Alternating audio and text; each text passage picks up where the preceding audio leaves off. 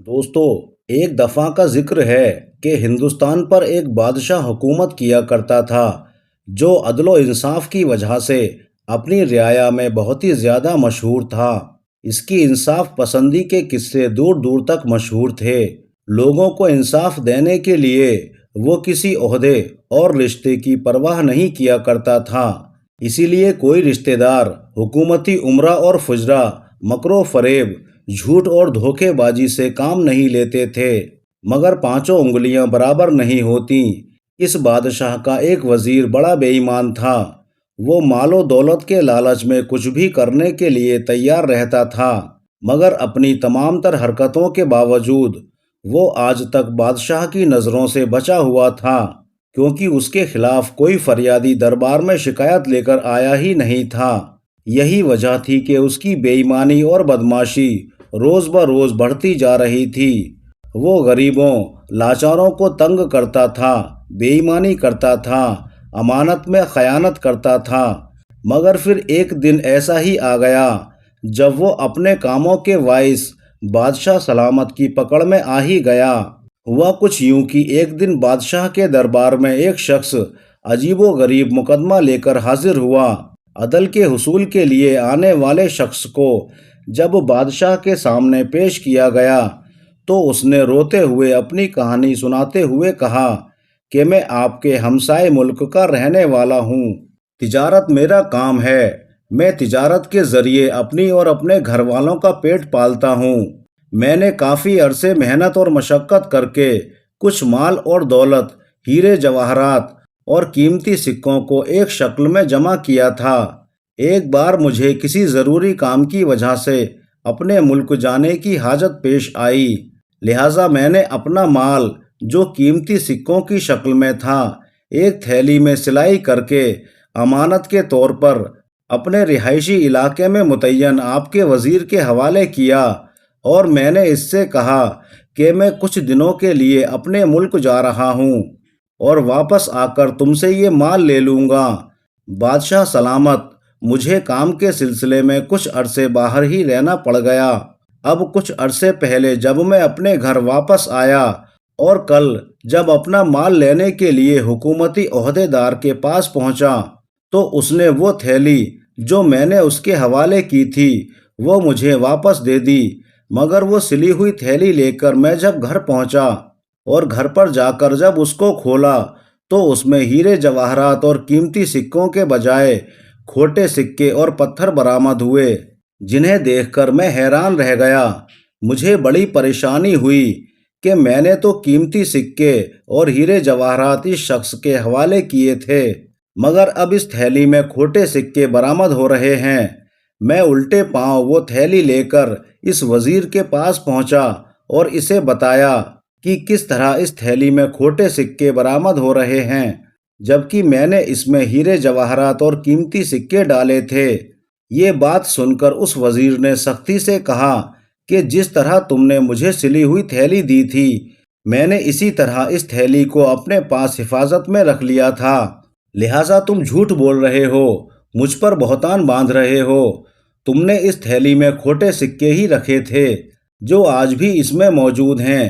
وزیر نے کہا کہ تم دیکھ سکتے ہو کہ تھیلی بالکل اسی طرح سلی ہوئی ہے جس طرح تم مجھے دے کر گئے تھے، یہ کہیں سے پھٹی ہوئی نہیں ہے اور نہ ہی اس میں کوئی سوراخ ہے جس کے بنا پر تم یہ کہہ سکو کہ میں نے اس میں سے ہیرے جواہرات اور قیمتی سکے نکال کر کھوٹے سکے رکھ دیے ہیں۔ وہ میری بات سننے کے لیے تیار ہی نہیں ہے اور ٹال مٹول سے کام لے رہا ہے، لہٰذا میں انصاف کی امید لے کر آپ کی خدمت میں حاضر ہوا ہوں۔ بادشاہ سلامت نے توجہ سے اس تاجر کی بات سنی۔ تاجر کی بات سننے کے بعد بادشاہ کو انصاف کے لیے دہائی دی۔ بادشاہ نے اسے اطمینان دلایا اور تسلی دی کہ تم پریشان نہ ہو، اگر تم سچے ہو تو تمہارا مال تمہیں ضرور واپس مل جائے گا اور میں انصاف ضرور دوں گا۔ بادشاہ نے اس سے کہا کہ تم جاؤ اور جب میں تمہیں بلاؤں تو آ جانا۔ وہ تاجر انصاف کی امید لے کر وہاں سے چلا گیا۔ اس تاجر کے جانے کے بعد بادشاہ نے سبھی درباریوں کو وہاں سے جانے کو کہا اور دربار برخاست کر دیا۔ جب سب لوگ چلے گئے تو بادشاہ نے اپنے تخت پر رکھے قیمتی گدے کو چاقو کی مدد سے پھاڑ ڈالا اور اس میں سوراخ کر دیا۔ جب بادشاہ اپنے دربار سے نکل کر اپنے محل میں گیا اور اگلے ہی روز کچھ دنوں کے لیے شکار کھیلنے کے لیے جنگل کی طرف چلا گیا۔ بادشاہ کے جانے کے بعد خدمت گزاروں نے جب دربار کی صفائی کی تو ان کی نظر بادشاہ کے قیمتی گدے پر پڑی جس پر بادشاہ بیٹھا کرتا تھا۔ خدمت گزاروں نے دیکھا کہ وہ گدا ایک جانب سے پھٹا ہوا تھا، جسے دیکھ کر وہ بہت پریشان ہوئے۔ اسی پریشانی کے عالم میں انہوں نے وزیر کو بلایا اور اسے ساری صورتحال سے آگاہ کیا۔ وزیر نے ان کو تسلی دیتے ہوئے کہا کہ تم گھبراؤ نہیں، میں ایک ایسے کاریگر کو جانتا ہوں جو رفوگری میں بڑا استاد ہے۔ وزیر نے خدمت گزارے کو اس کاریگر سے بات کرنے کے لیے بھیجا۔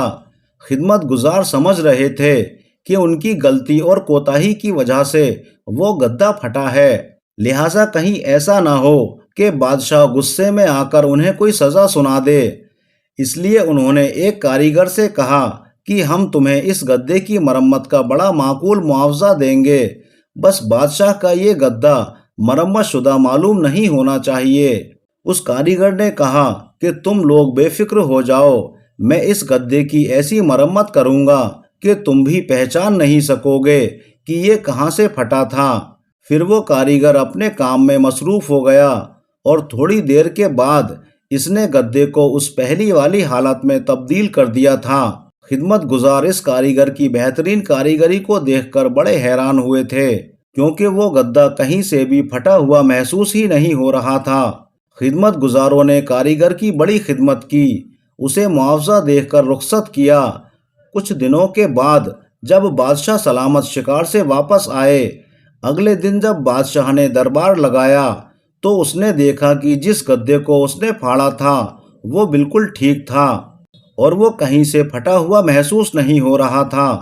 یہ دیکھ کر بادشاہ سلامت نے اپنے خدمت گزاروں کو بلایا اور ان سے پوچھا کہ یہ گدا تو پھٹا ہوا تھا، جس پر انہوں نے کہا کہ نہیں، یہ تو بالکل ایسا ہی ہے۔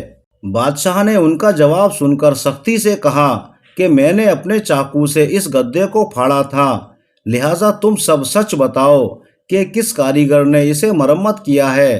خدمت گزاروں کو جب سچائی معلوم ہوئی تو ان کے قدموں تلے زمین ہی کھسک گئی، لہٰذا جان کی امان پا کر انہوں نے ساری بات سچ سچ بتا دی۔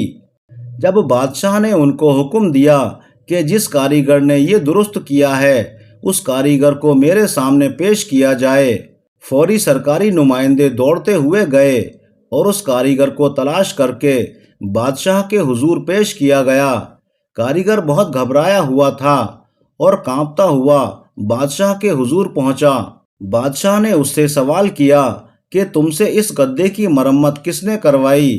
تو اس نے بتایا کہ آپ کے وزیر کے کہنے پر میں نے اس کی مرمت کی تھی، جس کا مجھے معقول معاوضہ بھی دیا جا چکا ہے۔ کاریگر کی بات سن کر بادشاہ نے تاجر کی وہ تھیلی اس کے سامنے رکھی اور اس سے پوچھا کہ کیا اس تھیلی کو پہچانتے ہو؟ تو وہ کاریگر بولا جی ہاں، اس تھیلی کو میں نے ہی وزیر صاحب کے کہنے پر سلائی کیا تھا، جس کے لیے ایک تگڑا انعام بھی مجھے ملا تھا۔ یہ ساری باتیں تنہائی میں ہو رہی تھیں۔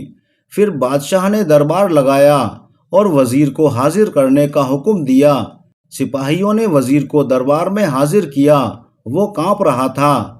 ڈرتے ڈرتے آخر اس نے اس بات کا اقرار کر ہی لیا کہ مال و دولت کے لالچ میں آ کر میں نے ہی تاجر کی امانت میں خیانت کی تھی اور اس کے ہیرے جواہرات اور قیمتی سکے بدل ڈالے اور کھوٹے سکے اس تھیلی میں رکھ کر دوبارہ سلوا کر رکھ دیے۔